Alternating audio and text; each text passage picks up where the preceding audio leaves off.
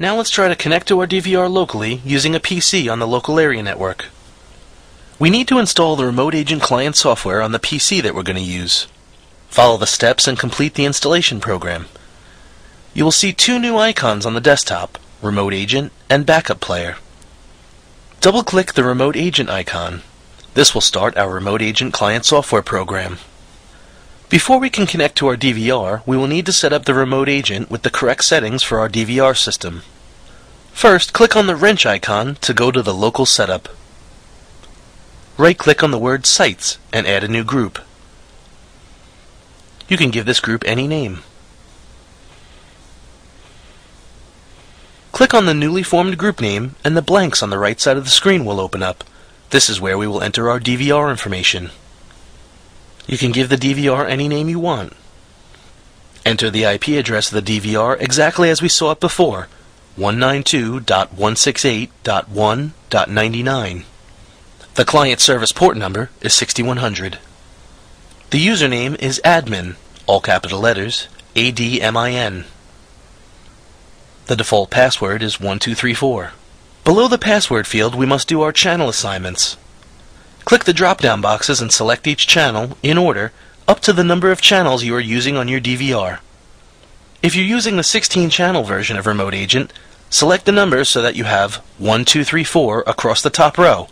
The second row would be 5, 6, 7, 8, and so on.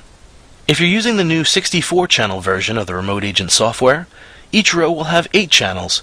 So just add the channels in order, 1 to 8 on the top row, 9 through 16 on the second row. When you finish configuring your settings for the DVR, click the Add button. The Remote Agent software will allow you to connect to more than one DVR at the same time. You can also add multiple groups. Each connection group can contain one or more Digimaster DVRs, up to 4 units in each group.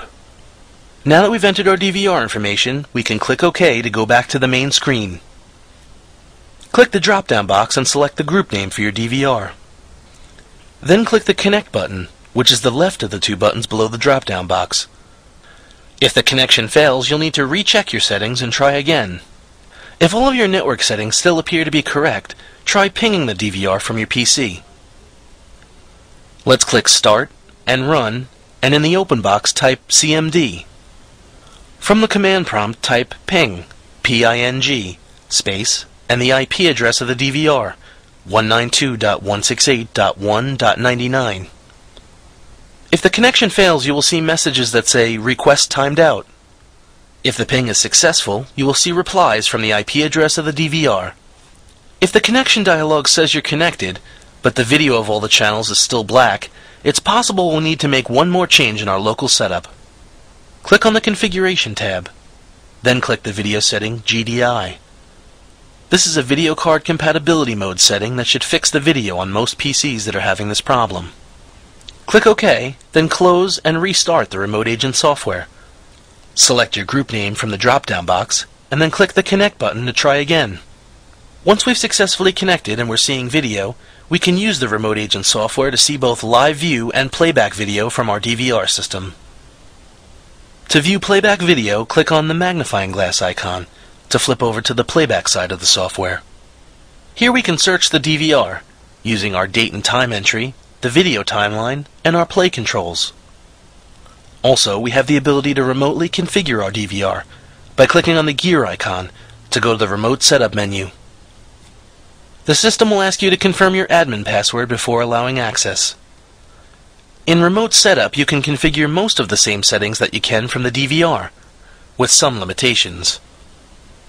The Remote Agent can also perform a remote archiving operation, downloading small video clips from your DVR directly to your PC. You can check out the Digimaster User's Manual for more information on all the functions of the Remote Agent software. Now that we've connected from a PC on your local area network, connecting from outside the network is done pretty much the same way, only using a different IP address. The private IP address of your DVR, 192.168.1.99, can't be used from outside of your local area network. Any PC that's trying to access your DVR from the internet will need to use your public IP address, which is assigned to your router by your internet service provider. To find out what this address is, you can either go into the setup menus of your router, or open up an internet browser and go to whatismyipaddress.com.